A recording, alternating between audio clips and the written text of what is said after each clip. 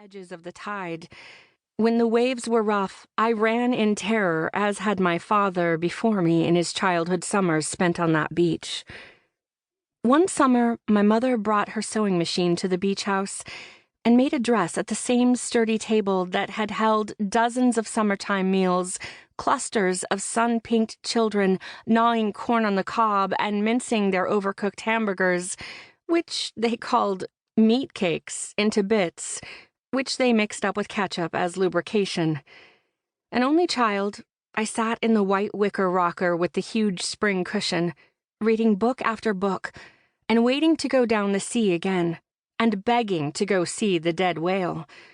The whale had washed up dead on the shore and stank with a terrific stink.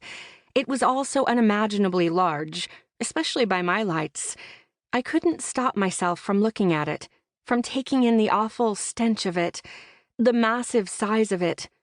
A living thing so enormous was a part of this world, just as I was, and other living things, huger and stranger, occupied the dark vastness of the ocean, which, from there on the beach, was beyond endless for all I could see. Now the whale was dead, stopped, just lying there and rotting and fertilizing my imagination. What kind of whale was it? What did it die of? What will they do with it now? I asked questions until my parents, worn by my incessant inquiry, and not in possession of any further knowledge of this whale or whales in general, said I wasn't allowed to talk about it anymore. Had there been a children's adaptation of Moby Dick on the beach house's plentiful shelves, I might have buried myself in it. But instead, my mind itched, reaching for information and for a narrative when there was only a presence, the whale, and an absence, its life, wrapped in mystery and malodorous blubber. I could think of little else. We moved from New York City to eastern Long Island, in a house facing not the wild Atlantic, but the largely becalmed Peconic Bay.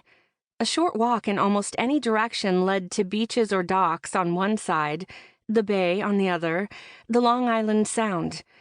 Still, I feared water. These waves slapped lazily at rocky beaches, cresting and breaking only on exceptionally windy days.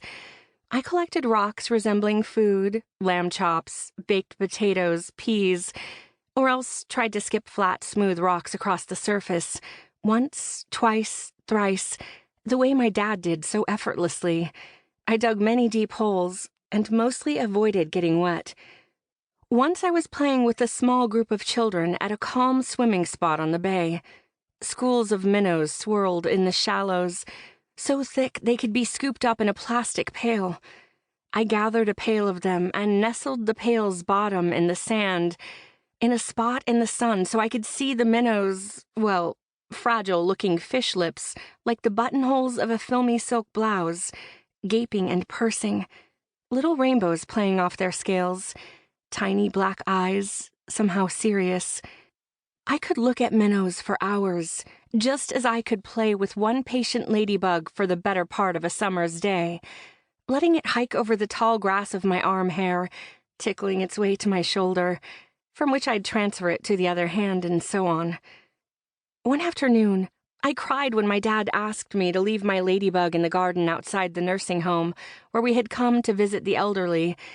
He was the Baptist pastor in the small town, and some of the old saints now resided at San Simeon by the Long Island Sound.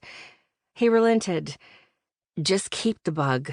Try not to let anyone see that you've got it." I wandered the halls, shaking hands and smiling and receiving kisses and listening to half-remembered stories, all in the secret, pleasant company of my ladybug. We always washed our hands before we left, my dad explained, well out of earshot that when people got very old, they might not remember to wash their hands after they went to the bathroom. So we washed ours. My ladybug rode home in the car in my hand.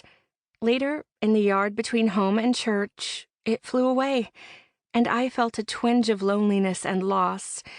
I said goodbye as I always did. It wasn't kind to hold on to wild things I knew. I would have liked to take the minnows home that day, but they'd have died in short order had I tried that.